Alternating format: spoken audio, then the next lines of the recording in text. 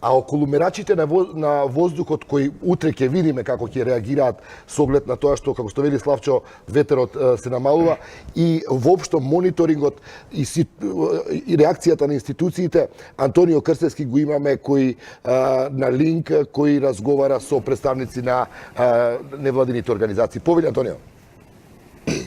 Боријан, добро вечер од Водно. Како што претходно споменавте, скопјани мора да му се молат на Бога да задува ветер во главниот град за да се расчисти она загадување кое што минатиот период достигна драстични висини, односно нивото на загадување беше десетина пати, а можеби и повеќе над максимално дозволената граница.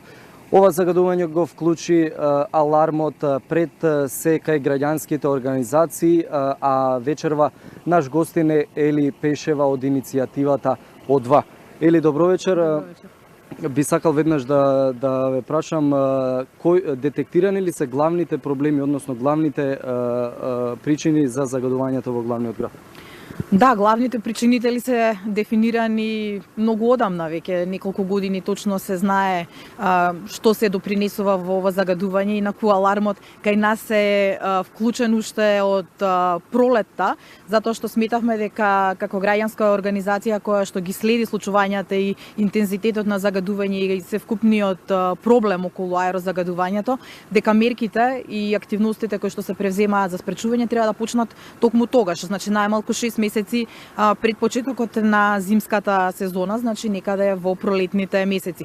Загадувачите се поделени во неколку категории, значи во овој период да домаќинствата имаат сериозен удел, односно начинот на кој што се загреваат, индустриските капацитети и нивната работа, градежните активности, сообраќајот кој што е исто така голема ставка и да не заборавиме горењето на неконтролираното горење на отпад, односно дивите депонии кои што се надвор од секаква контрола. Реакциите од ваша страна доаѓаат и за буџетот кој што е одвоен конкретно за мерките кои што треба да се имплементираат за да се реши проблемот со загадувањето.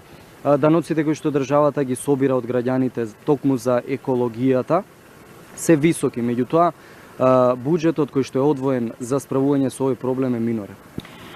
Ние некако се уште се надеваме дека владата ќе има слух за овој огромен проблем кој што е за граѓаните на целата наша држава.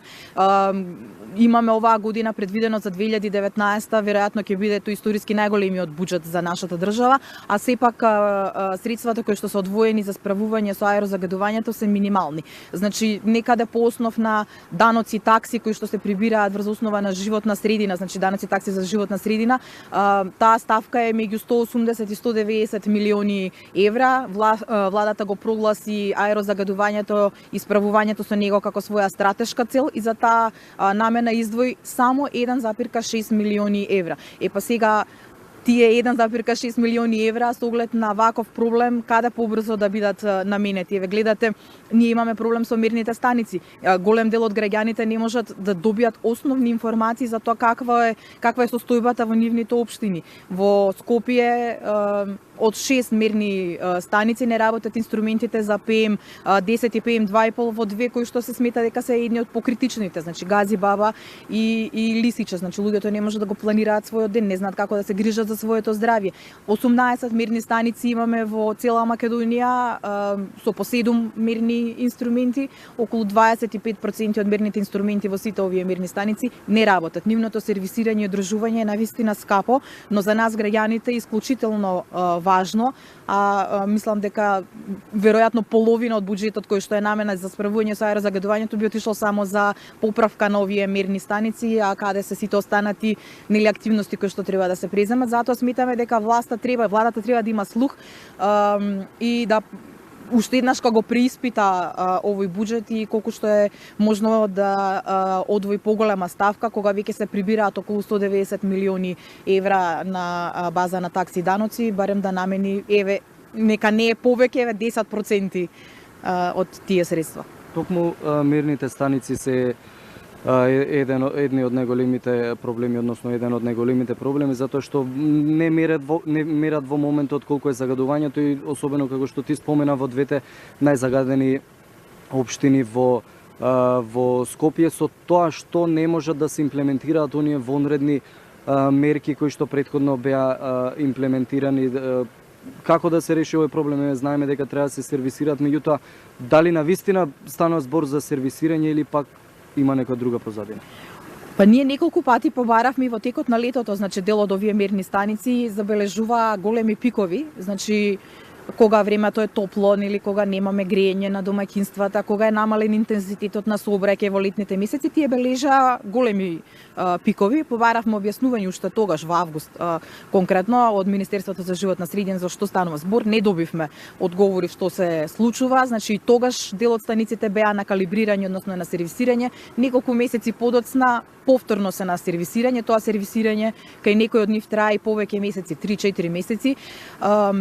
Спроведувањето и односно влегувањето во фаза на вонредна состојба не е загрозено, но е, да речеме, малку поискомплицирано, бидејќи процедурата предвидува дека е конкретно за Скопје две од овие мерни станици треба да забележат дневна вредност од 200 микрограми PM10 честици во текот на еден ден при непроменети временски услови. Сега од тие две мерни станици две битни се исклучени, значи остануваат само 4. Веројатно потешко се стигнува да влеземе официјално во состојба на вонредни мерки, но дури и тогаш прашање што може во овој период, значи во декември, да биде искористено и да биде употребено за да се олесни загадувањето и веројатно поминувањето секојдневно на граѓаните.